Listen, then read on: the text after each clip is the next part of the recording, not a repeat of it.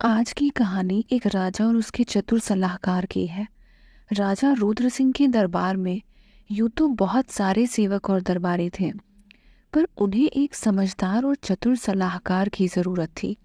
उन्होंने अपने मंत्री से कहकर पूरे राज्य में ये ऐलान करवाया कि जो ज्ञानी और बुद्धिमान व्यक्ति राजा की उम्मीदों पर खरा उतरेगा, उसे राजा के सलाहकार के रूप में चुन लिया जाएगा।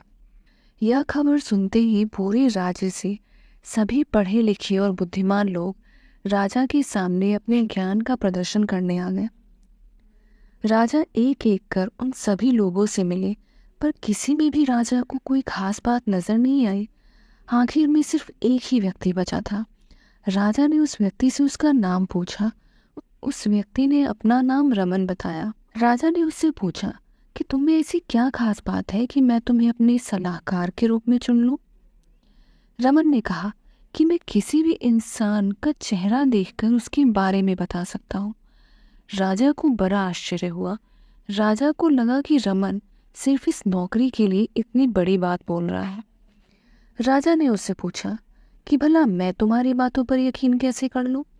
इस पर रमन ने राजा की तरफ आत्मविश्वास से देखते हुए कहा कि आप चाहे तो मुझे आजमा लें। तब राजा ने रमन से कहा कि ठीक है, मैं तुम्हें 1 हफ्ते की मोहलत देता हूँ। अगर इस 1 हफ्ते में तुम मेरा दिल नहीं जीत पाए तो मैं तुरंत तुम्हें अपने महल से निकाल दूंगा। रमन तैयार हो गया। तभी राजा के पास उसके कुछ सैनिक एक आदमी को पकड़ कर लाए। सैनिकों ने उस आदमी को दुश्मन राजा का खबरी बताया। राजा ने अपने सैनिकों को तुरंत उस आदमी को मृत्यु दंड देने को कहा, पर रमन ने राजा को बीच में टोकते हुए कहा कि ये दुश्मन राजा का खबरी हो ही नहीं सकता। राजा ने आश्चर्य से रमन को देखते हुए कहा कि ये तुम्हें कैसे पता। इस पर रमन ने कहा कि आप इस आदमी को ध्यान से देखिए। ये जब से आपके सामने आया है, इसके चेहरे से डर झलक रही है और इसके हाथ पांव कांप रहे हैं। अगर ये दुश्मन राजा की तरफ से भेजा गया होता तो ये एकदम निडर और बेखौफ होता, पर ये तो आपके मृत्यु दंड सुनाने से पहले ही घबराहट के मारे पसीने पसीने हो गया। तभी राजा के पास उसका सेनापति आया और उसने उस आदमी को देखते ही उसे गले से लगा लिया। बाद में राजा को पता चला कि वो आदमी सेनापति का बड़ा भाई था और बहुत सालों बाद अपने घर वापस आया था। राजा को अपनी गलती का एहसास हुआ कि आज वो बेवजह एक मासूम इंसान की जान लेने वाला था। राजा आज रमन से बहुत ज्यादा खुश था कि रमन ने उसे पाप का भागीदार होने से बचा लिया। अब उसे थोड़ा थोड़ा रमन पर विश्वास होने लगा था। अगले दिन राजा ने रमन को अपने कमरे में बुलाया। राजा ने रमन से कहा कि मैं अपने मंत्री पर आंख बंद कर विश्वास करता हूँ। इस पूरे महल में एक वही है जिसे मेरे सारे राज पता है। तुम्हें क्या लगता है, क्या वो मेरे इस विश्वास के काबिल है? इस पर रमन ने कहा कि बिल्कुल भी नहीं। वो आपकी क्या किसी के विश्वास के काबिल नहीं है। इस पर राजा ने रमन को हैरत से देखते हुए कहा कि तुम्हें कैसे पता कि मंत्री अच्छा इंसान है या बुरा? तुम तो कल ही मेरे महल में आए हो। तुम अभी मंत्री के बारे में जानते ही कितना हो? इस पर रमन ने कहा कि किसी को जानने के लिए पूरी जिंदगी साथ बिताना जरूरी नहीं। कई बार एक पल की मुलाकात भी काफी होती है। राजा ने पूछा कि तुम्हें ऐसा क्यों लगता है कि वो एक बुरा इंसान है? राजा की बात सुनकर रमन ने कहा कि मुझे एक चीज जो मंत्री की सबसे अजीब लगती है वो है उसकी नजरें नीची करके बात करना। वो सिर्फ आपसे ही नहीं, महल में मौजूद सभी लोगों से नजरें नीची करके बात करता है। उसे देखकर ऐसा लगता है जैसे उसके मन में कोई चोर हो।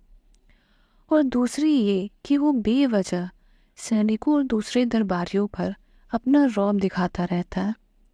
वो दूसरों को यह एहसास कराता है कि वो आपका कितना खास है। रमन ने कहा कि अगर आपको अब भी लगता है कि मैं गलत बोल रहा हूँ तो चुपके से अपने कुछ सैनिक मंत्री के घर पर भेजिए। तुरंत ही सारा सच सामने आ जाएगा। राजा रमन की बात मानना तो नहीं चाहता था, पर उसे लगा कि ऐसा करने में कोई बुराई भी नहीं है, क्योंकि अगर रमन सही निकला तो मंत्री की सच्चाई सामने आ जाएगी, और अगर रमन गलत निकला तो वो रमन को नौकरी से निकाल देगा। राजा ने अपने 2 सैनिकों को मंत्री के घर भेजा।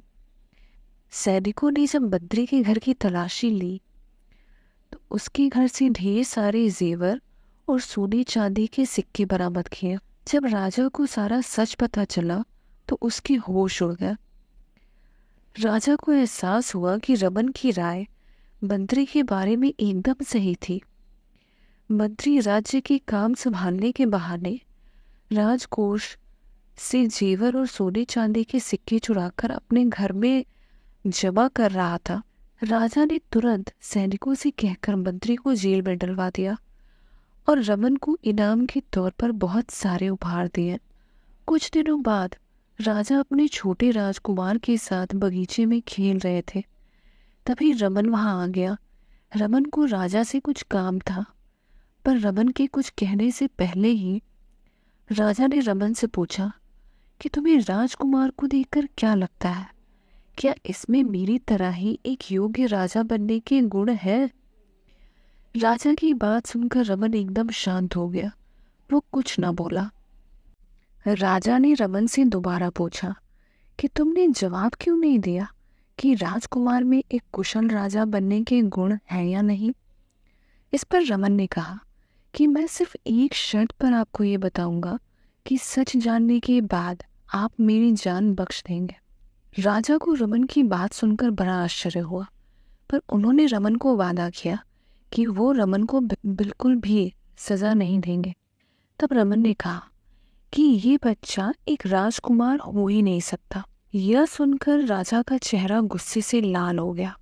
राजा को रमन की बातों ने हैरान कर दिया था, पर वो चाह कर भी रमन को उसकी बातों के लिए सजा नहीं दे सकता था।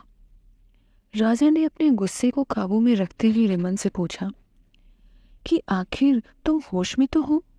तुम इतनी बड़ी बात बिना सबूत के कैसे कह सकते हो? तब रमन ने कहा कि ये बच्चा सिर्फ कपड़ों और रहन सहन से एक राजकुमार जैसा दिखता है, पर इसका व्यवहार और आचरण राजवंश के लोगों जैसा बिल्कुल नहीं है। रमन ने आगे कहा कि राजवंश के लोग छोटी उम्र से ही तलवारबाजी, तीरंदाजी और घुड़सवारी सीखने का शौक रखते हैं, पर यह बालक तो हर वक्त राज्य के दूसरे बच्चों के साथ मिलकर भेड़ बकरियों के साथ खेलता रहता है।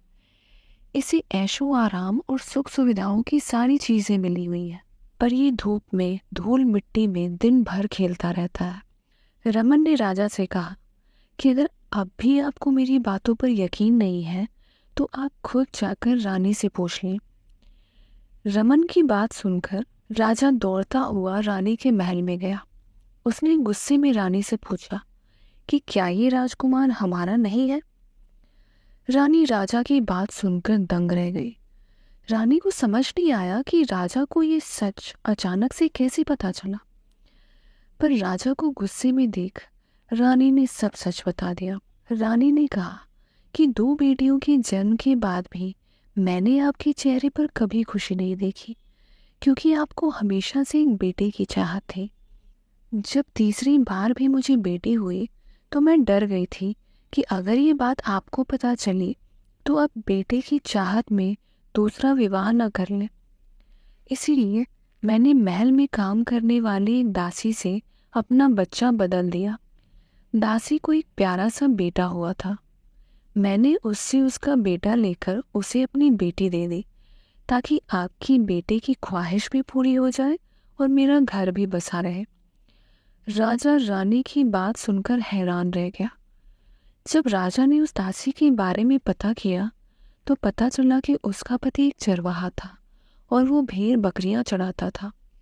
अब राजा को समझ आया कि क्यों राजकुमार को भेड़ बकरियों के साथ खेलना ज्यादा पसंद था। इस एक सच्चाई ने रमन को राजा का विश्वास पात्र बना दिया। राजा को सच में यकीन आ गया था कि रमन में ही उसके सलाहकार बनने की काबिलियत है। आज की ये कहानी हमें ये बताती है कि इंसान का व्यवहार और रवैया ही उसकी असली पहचान है। व्यवहार ही वो आईना है जो लोगों के सामने हमारी सच्चाई बयां करती है। हम लाख किसी की नकल कर ले, किसी के जैसा बनने की कोशिश कर ले, पर हम अंदर से जो भी है, जैसे भी है, वो आज न कल लोगों के सामने आ ही जाएगा। हमारा व्यवहार ही ये तय करता है कि हम इंसान कैसे हैं। व्यवहार ही इंसान को परखने का सही मापदंड है।